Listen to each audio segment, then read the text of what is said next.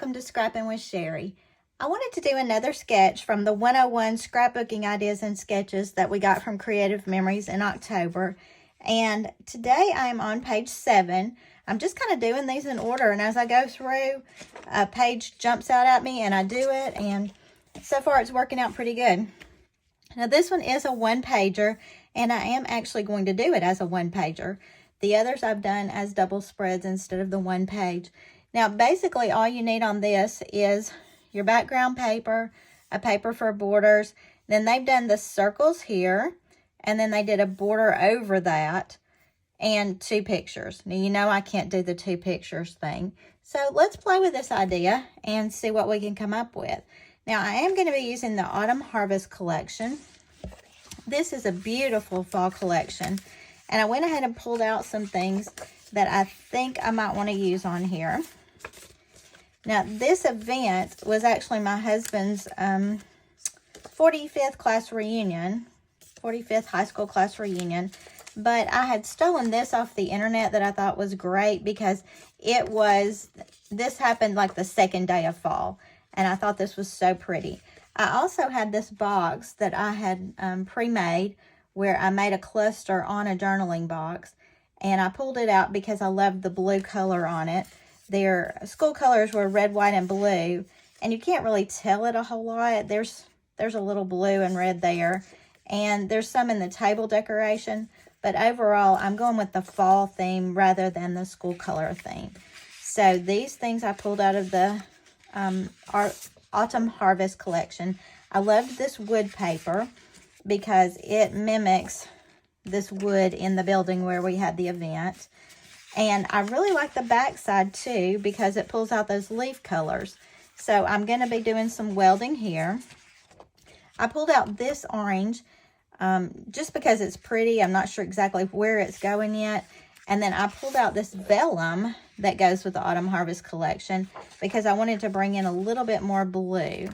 So those are the things we're going to be working with. Now let's get started on this. Now when I look at this sketchbook, the first thing that jumps out at me is that this is a 2.5 by 12 inch border right here. Seems like in this sketchbook they've done several different borders. And I'm actually going to use the back side of this as the border. So I'm just going to cut that apart at 2.5 inches using my 12-inch trimmer. 2.5.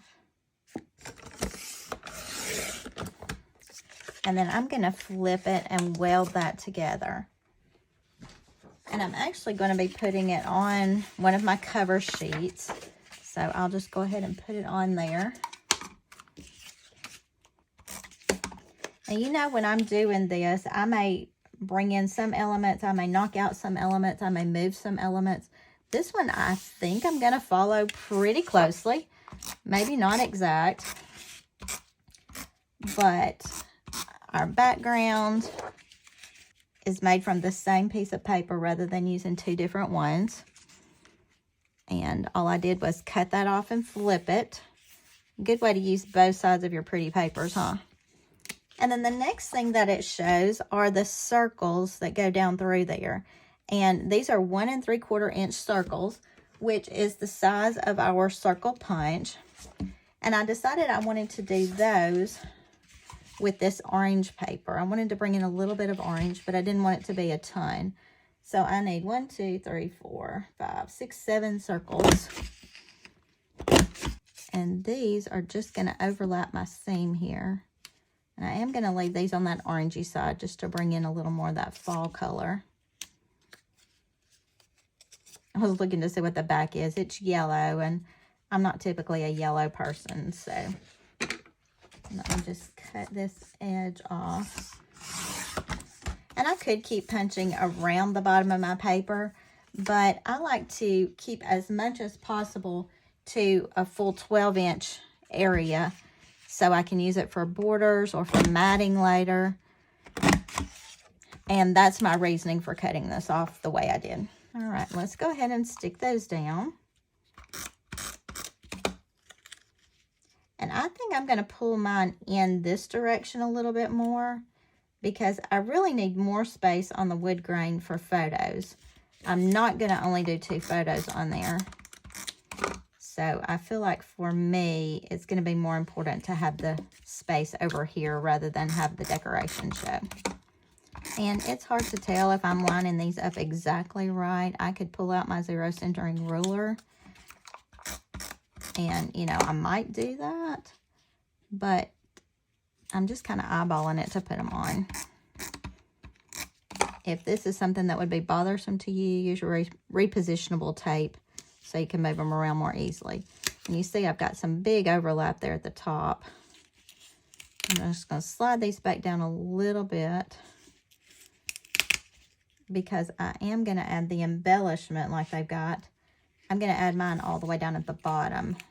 So if there's going to be overlap, I would rather it be underneath my embellishment. So let's pull out that 0 centering ruler and see how close we are. If I line my ruler up at the bottom of the page, yeah, that one's a little bit far over. Looks like as I went up, I went a little bit further over. And, you know, I could have done this in the beginning rather than having to take them up and down. But there we go. All right. So we've got our background with our border. We've got the circles down through there. Now it shows a border maker punch or a border punch through that. And I decided for this, I'm going back with the rickrack. That seems to be one of my favorite choices. And I'm not sure yet if I'm going to use 1 or 2 of those. But I am going to try the vellum paper in this rickrack border maker cartridge. So if I ruin mine, you'll know not to try this. Oh, it punched nicely. Sometimes I worry about punching different kinds of papers in my cartridges, but that's working really well. And why did I opt for the rickrack? I just thought it was a pretty look. And I'm thinking I just want a single one of those on there rather than the double. So we've got the border punched. Now let's go back to our sketch, because basically I've done everything now except add the photos. I am going to go ahead and stick my border down, and I am using the repositionable tape for that. Even with this vellum, I think it'll be okay on the repositionable tape just because it's such a dark vellum. Now on some of the lighter vellums, the repositionable might show through and you might need to use the vellum tape. But for this one, I think we're going to be okay. I was going to say I'm trying to make it go along the seam, but I wasn't even following the seam. So let's try it again. I'm trying to follow the seam of where that border is inside there. It's not quite centered on my, I called them pumpkins. Not quite centered on my circles, but I'm good with that. I kind of wanted it over to the side just a little bit anyway. Just something a little bit different. All right, so we've got that part done. Our last thing is going to be to add our photos, and they put the embellishment here overlapping the 2 photos. My thought on mine was to put it down here and then have the photos overlap it a little bit. Now, I liked this because it brings back in a little more blue. We've got some blue there, but this brings in a little more blue, and it kind of ties everything together. I did go ahead and crop down my pictures, and this fall one, I think I want to be the topmost one. And then I did have the picture of my honey. You know what? I'm covering up that whole border to do it that way. So maybe we need to go down a little to show the border. And then this was just a great picture of the committee that worked to get the reunion together. So I do know I'm going to mat all these pictures. Let me go ahead and mat them. I am going to use the blue vellum again for my matting. And these 2 I'm going to mat together. Now, I think the trick with the vellum is I want a little bit more to show than I normally would. And when I get ready to tape it to my page, I can use vellum tape, or I can just make sure that my tape goes behind my photos. And I'll show you what I mean by that in just a second. Let me cut this down.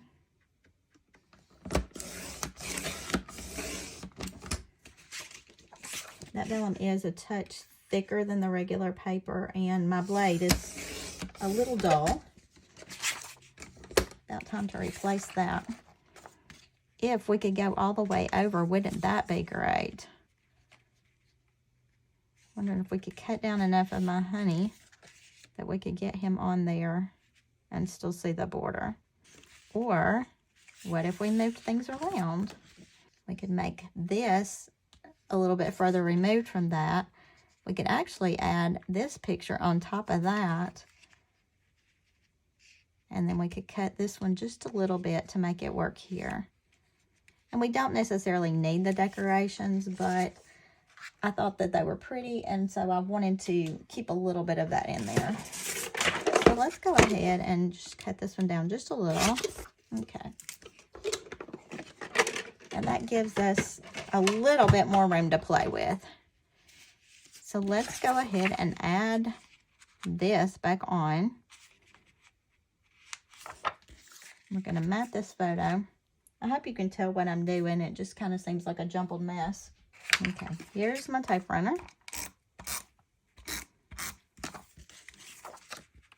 I'm going to slide those pretty close together. Now, you notice that I had this extra block of paper that I had cut off. These are not attached to each other right now, but I'm going to attach them straight on the page. So I'm going to cut this just to give me that top edge. And lay this like that. So I could leave out this picture and I could just have this embellishment, but I still want to add him in there. And I think I'm just having a hard time because I hate covering up all this blue right here, but I think I'm gonna have to, because I need it to say welcome class of 1978. That's sort of important. Are y'all yelling at me on the screen now to tell me what you would do differently? I do wish we could do some live videos so that y'all could help me out on this. But until we get 1,000 followers, we can't do live. So y'all can help me out with that. Get your friends to subscribe. If you are not a subscriber, please do. And then we can start doing live videos where you can actually scream at me for real. I do appreciate all of you who have subscribed recently. We've gotten a lot of new followers. That's been really exciting to see. And I love it when y'all comment. I try to respond to the comments just to let you know that I appreciate that you watch. And I appreciate the comments. I love it when y'all tell me what you're working on.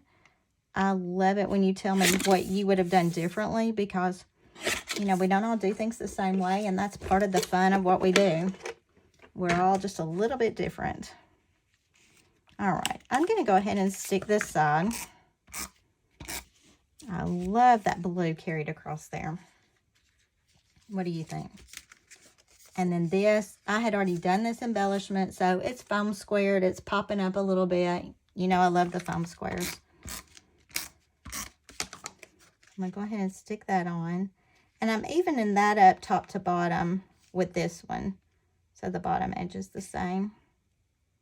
I don't really need to write a whole lot, so I could bring this down some, and that would leave me a little more blue showing on the top. I think that's where I'm going to go. I'm leaving a little bit of a border here, so we still see some blue here. And I'm putting my tape runner on the back underneath the photo so it's not going to show through. There's just no good option for this, so this is where it's going to go. I don't want to leave a bunch of white sticking out right there, just because I'm not going to write in that little bitty space.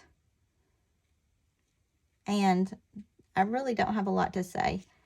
It wasn't my class reunion, so probably in my journaling, I'll just put a label here with the names of the people on the committee, and I may just leave that as is. So what do you think of this page? This is the sketchbook, page 7. It looks very similar, although I did 4 pictures on my page where the layout only has 2 on it. But I don't think it's bad. So, another page done. Another sketch finished in the sketch challenge. And I hope you'll give it a shot. Until next time, happy scrapping.